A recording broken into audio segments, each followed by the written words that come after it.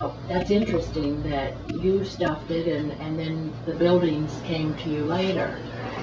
Yeah, see, it didn't even occur to me at the time that the official story wasn't correct about the buildings, because they were immediately calling them the collapses, and for some reason, the spell worked on me like it did on so many people. I didn't even question the fundamental idea that, oh, just because these buildings were on, there was fires and the plane crashes, these steel frame buildings just suddenly self-destructed. Even though it seemed weird to me at the time, I didn't entertain any notions that it was anything other than what they said, even though I had other suspicions about the attack at the time, like the fact that the unoccupied portion of the Pentagon was hit via this spectacular spiral dive maneuver by someone, this alleged hijacker who had never even flown a jet. Yet he supposedly, performed this amazing maneuver, piloting this jetliner into the portion of the Pentagon that had just been refurbished for blast resistance and was only sparsely occupied.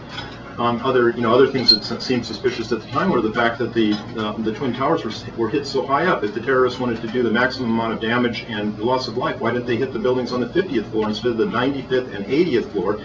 Because the way that they were hit, as horrific as the loss of life was, the vast majority of people were able to get out of those buildings.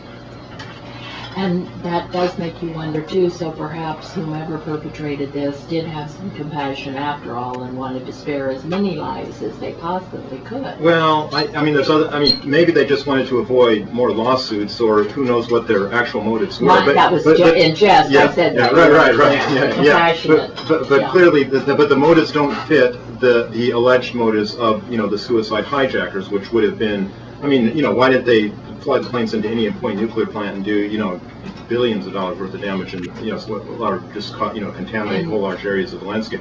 But no, so the attack was engineered for maximum psychological shock, and the thing about the buildings coming down was the core of that psychological shock, because it was so unexpected, because it basically short-circuited the rational thought process. You had engineers on the day of the attack saying, oh, the fires melted the steel, which is just ridiculous, and yet you had all these credentials people saying that, and immediately saying that the buildings had collapsed. You had a scientific paper supposedly published 2 days after the attack just explaining it all away. So it just shows how people were so willing to just run with the official story and not make the basic questions that so many people who don't even have, so many people who just on the basis of common sense on the day of the attack, just knew that those were controlled demolitions. Well, and the other point is that the second building hit was the first to come down, and that the vast amount of the fuel blew up outside it, and there wasn't a hot enough fire, and in fact the fire was going out. Yeah. So that's why it came down first. I think so, because the South Tower was the one that was hit second by that kind of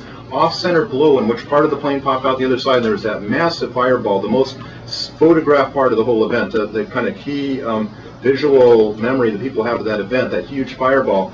And so the South Tower, only like part of the building was damaged. The plane didn't even go through the core of the building. Now these buildings had these massive steel cores that had 47 huge steel box columns, and all the official reports have tried to minimize or deceive the reader into thinking that these steel core structures didn't even exist. The 9/11 Commission report didn't say much about the buildings, but it said that the cores of the Twin Towers were, quote, hollow steel shafts in which the elevators and stairwells were grouped.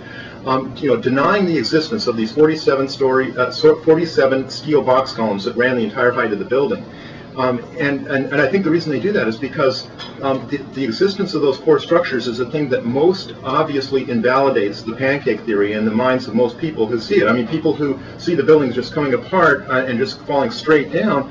If you realize it has this one of the strongest parts of the building was the core, then the building obviously wouldn't just fall down through itself. It would deflect to one side or the other. So the way the building came down, just using common sense, people have a notion of how things fall. A tree falls over, like if a bomb went off at the bottom of a radio tower or midway or something, it wouldn't just fall straight through itself and crush itself and explode outward.